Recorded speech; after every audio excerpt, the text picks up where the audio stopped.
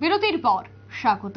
বাংলাদেশে তীব্র তাপপ্রবাহ ছিল বেশ কয়েকদিন যাবৎ, তারই মধ্যে এবার স্বস্তির বৃষ্টি, অর্থাৎ বাংলাদেশ জুড়ে এবার বৃষ্টি।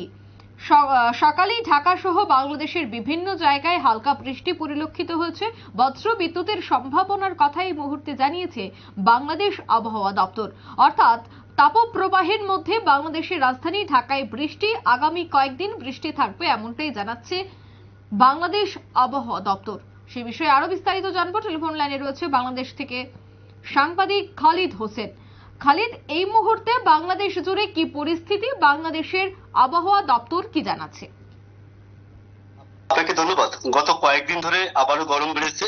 দেশের বিভিন্ন অঞ্চলের উপর দিয়ে বইছে মৃদু তাপপ্রবাহ, এতে জনজীবন বিপর্যস্ত। তবে তাপমাত্রা কমা ও বৃষ্টি নিয়ে সুখবর দিয়েছে বাংলাদেশের হাওয়া অফিস, যেখানে বলা হয়েছে সারা দেশে গরম কমে বাড়তে পারে বৃষ্টির প্রবণতা।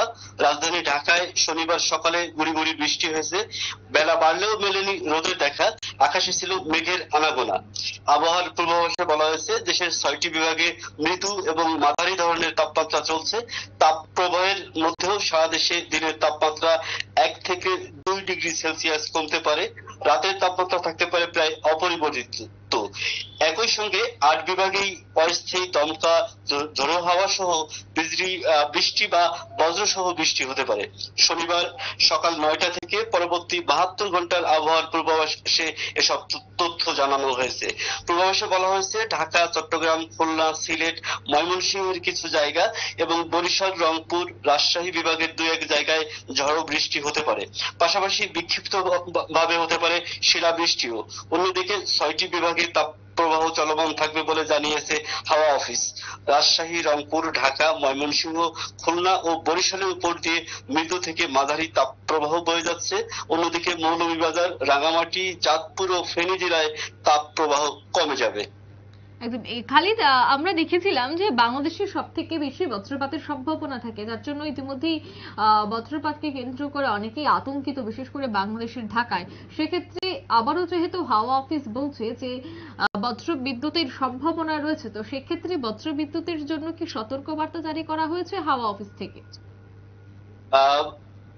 বজ্রপাতের জন্য হাওয়া অফিস থেকে যে সতর্কতা জারি করা হয়েছে, মানুষকে উদ্বুদ্ধ করার জন্য, জনসাধারণকে যেন বজ্রপাতের সময় বাইরে বের না হয়। যে সমস্ত নিয়মাবলী আছে সেই সমস্ত নিয়মাবলী দুর্যোগ মন্ত্রণালয়, তথ্য মন্ত্রণালয় এবং গণমাধ্যম সহ সচেতন প্রত্যেকটা মহল থেকে এই সমস্ত বার্তা প্রচার করা হয়ে থাকে।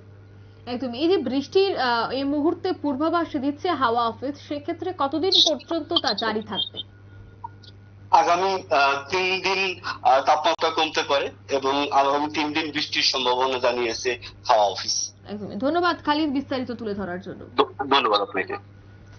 অর্থাৎ তাপপ্রবাহের মধ্যে বাংলাদেশে স্বস্তির বৃষ্টি, আগামী কয়েকদিন বৃষ্টির সম্ভাবনা রয়েছে এবং বজ্র বিদ্যুতের জেরে বিভিন্ন সতর্ক বার্তা এই মুহূর্তে জারি করা হয়েছে বাংলাদেশ হাওয়া অফিসের পক্ষ থেকে। নিয়ে নিচ্ছে ছোট্ট একটি বিজ্ঞাপন বিরতি, সঙ্গে থাকুন।